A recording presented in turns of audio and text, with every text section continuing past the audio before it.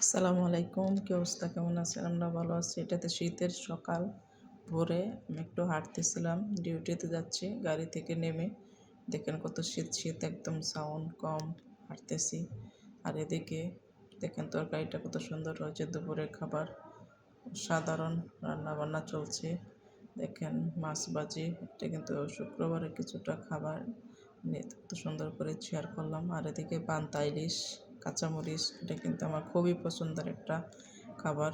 এটা কিন্তু দুপুরের খাবার আয়োজন শুক্রবারে এত সুন্দরভাবে। আর এদিকে দুপুরে একটু গরম হাওয়া, দেখেন মানুষ সবাই হাঁটে হেঁটে করছে, কিন্তু দুপুরে কিন্তু অসাধারণ গরম ছিল, এত গরম ছিল বলার বাইরে। আর এদিকে দেখেন মরিচগুলো গাছের মধ্যে দেখতেই কিন্তু ভালো লাগে, মন চায় না একটুও ছিঁড়তে।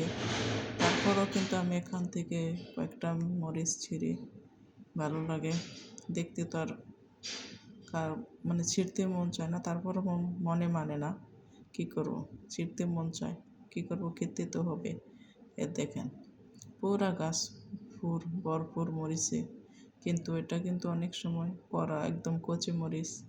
আর এদিকে দেখেন লাল শাকটা, শীতের দিনে লাল শাক কিন্তু এটা একটা ভালো সবজি, অনেক ওষুধ হিসাবে কাজ করে, অনেক রোগের কিংবা অনেক ভালো পুষ্টি ভিটামিন এগুলো, সবজিটা কিন্তু ওটা খাওয়াটা অনেক ভালো। কিন্তু অনেক সময় তো আমরা এটা পাই না কিংবা খেতে। আর এদের সিজন শীতের মধ্যে কিন্তু অনেক টেস্টি লাগে সবজিটা। আর এদিকে দেখেন সবজির জন্য মশলা কষিয়ে নিচ্ছে। আর এদিকে লাউ আমি নিরামিষ রান্না করছি, লাউটা কষানো কত সুন্দর কালার হয়েছে। আর এদিকে আমি একদম সবজিটা হয়ে গেছে, লাল শাকটা শীতের সবজি, লাল শাকটা হয়ে যাওয়ার পরে এত সুন্দর হয়েছে, কালারটাও সেরকম হয়েছে। আর আমি কিন্তু খেয়েছি, অসাধারণ হয়েছে সবজির কালারটাও।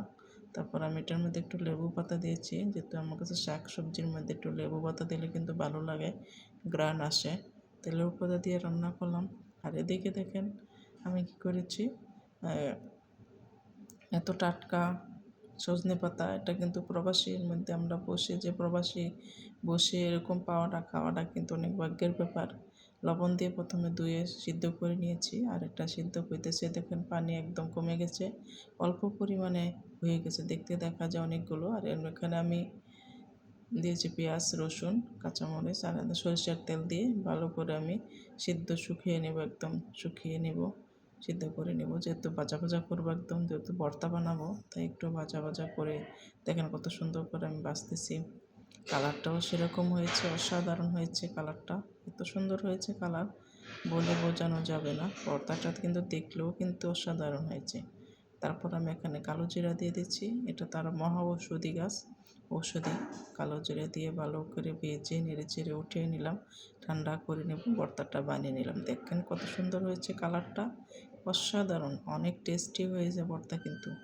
এবার খেয়ে দেখেন, সকল রোগের ওষুধ এখানে আছে। সবাই ভালো থাকবেন, আল্লাহ হাফেজ।